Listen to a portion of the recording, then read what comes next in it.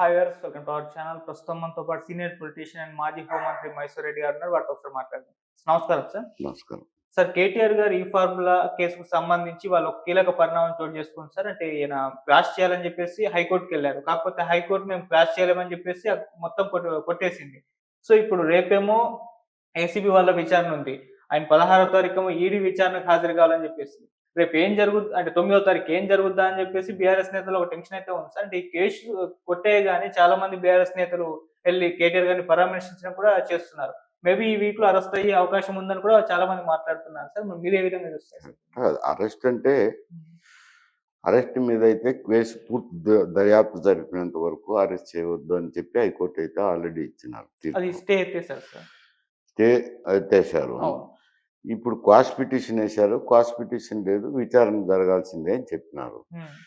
కానీ విచారణ అనేది అయితే ఏసీబీ ఎంక్వైరీ చేస్తున్నారు, ఈడీ కూడా నోటీసులు ఇచ్చినారు. ఈ కేసులో ఏమంటే 3 విషయాలు ఉన్నాయి. ఒకటి, క్యాబినెట్ ఆమోదం లేకుండా ఫండ్స్ రిలీజ్ చేసినారని. రెండోది, ఇది ఇంటర్నేషనల్ గా ట్రాన్స్ఫర్ చేసినారు విదేశీ మార్గదర్శనంలో. విదేశీ మార్గదర్శనంలో తీసుకున్నప్పుడు రిజర్వ్ బ్యాంక్ ఆఫ్ ఇండియా నుంచి పర్మిషన్ తీసుకున్నారు. తీసుకోలేదు కాబట్టి ఈడీ గారు ఎంక్వైరీ చేస్తున్నారు. ఇంకా తర్వాత ఇక్కడ వచ్చి ఏసీబీలోనే ఇది ఒప్పందం ముందరే విడుదల చేసినారు అనేది కేసు ఇన్వెస్టిగేషన్లో ఉంది. కేంద్ర ప్రభుత్వం పర్మిషన్ లేకుండా చేసినారు. ఈ 3 పాయింట్ల మీద ఏసీబీ కూడా ఎంక్వైరీ చేస్తున్నారు. ఇవి ఎంక్వైరీ జరుగుతున్నాయి. ఎంక్వైరీ జరిగినాక దాని ఎంక్వైరీ మీద తేలిన విషయాలను బట్టి అప్పుడు అరెస్ట్ ఉంటాయేమో, ఇప్పుడు ఉండకపోవచ్చు. ఓకే, అంటే మామూలుగా అరెస్ట్ చేసి కస్టడీకి తీసుకొని విచారణ కూడా చేసే అవకాశం ఉందని కూడా అంటే ఆ పాసిబుల్ ఉందా? అప్పుడు ముందే చేసిందరు.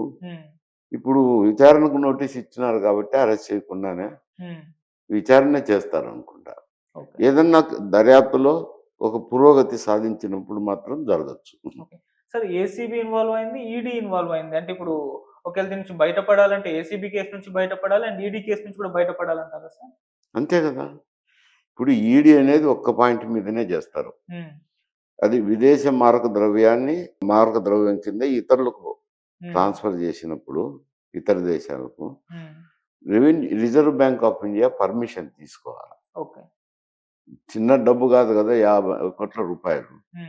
అంత డబ్బు ట్రాన్స్ఫర్ చేసేటప్పుడు ప్రభుత్వ ధనాన్ని రిజర్వ్ బ్యాంక్ తీసుకోవాలి. రిజర్వ్ బ్యాంక్ తీసుకున్నప్పుడు విరుద్ధం కాబట్టి ఈడీ ఆ ఎంక్వైరీ చేస్తారు.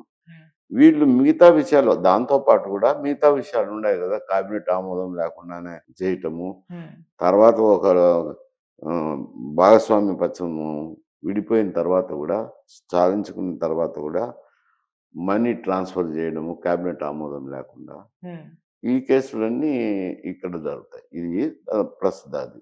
ఓకే, సో కోర్టు తీర్పు తర్వాత కేటీఆర్ గారు స్పందించారు. ఇటువంటి అంటే వీళ్ళపైన రేవంత్ ప్రభుత్వం పైన విమర్శలు అయితే చేశారట. హరీష్ రావు గారు చేశారు, కేటీఆర్ గారు చేశారు. ఇటువంటి అబద్ధాలు నన్ను ఏమీ చేయలేవు, నేను పోరాడతాను అని చెప్పేసి ఆ స్టైల్లో ఒక ట్వీట్ చేశారు. హరీష్ రావు గారు అయితే సంవత్సరం పాలన పైన విమర్శలు రాకుండా పక్కదోవ పట్టించేందుకు డైవర్షన్ పాలిటిక్స్ చేయడానికి కేసు పెట్టారు, ఆ విధంగా రన్ చేస్తున్నారు.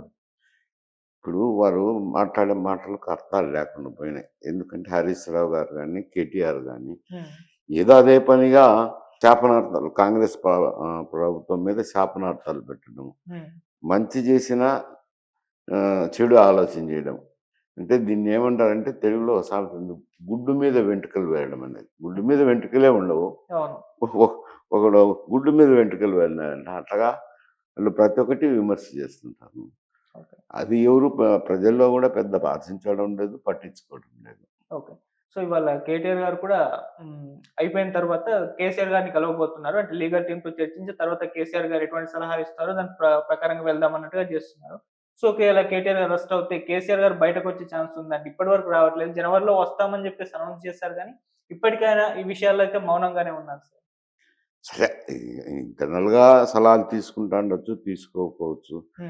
ఏం వస్తే ఏమవుతుంది? కేసు అయితే ఉంది కదా, అక్కడ జరిగింది అయితే 50 కోట్లు ట్రాన్స్ఫర్ చేసింది అయితే ఉంది. కేబినెట్ ఆమోదం లేని విషయం అయితే ఉంది. తర్వాత రిజర్వ్ బ్యాంక్ పర్మిషన్ లేని విషయం ఉంది. అది సంస్థలో నుంచి ఒక భాగస్వామ్య పక్షం తప్పుకునేది ఉంది.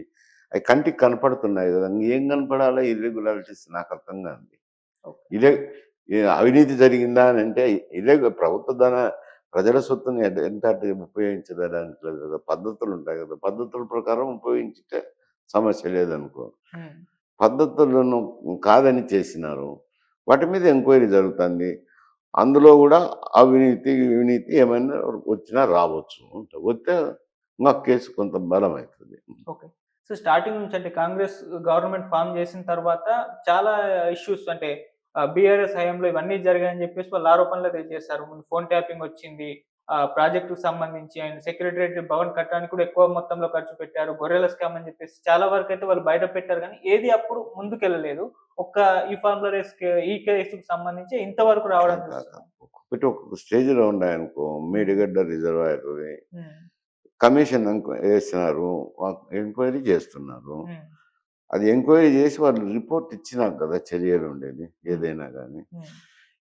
అవి కూడా వివిధ దశల్లో దర్యాప్తులున్నాయి. దర్యాప్తుల్లో తేలినప్పుడు తేలిన విషయాన్ని బట్టి జరుగుతది. ఇది కూడా అంతే దర్యాప్తులు తేలిన విషయాన్ని బట్టే ఉంటది ఇంకా. ఓకే. సార్ ఇప్పుడు ఒకేళ అంటే కేటీఆర్ గారు అరెస్ట్ అవుతే సెంటిమెంట్ ఏమన్నా వచ్చే ఛాన్స్ ఉందా బీఆర్ఎస్‌కు?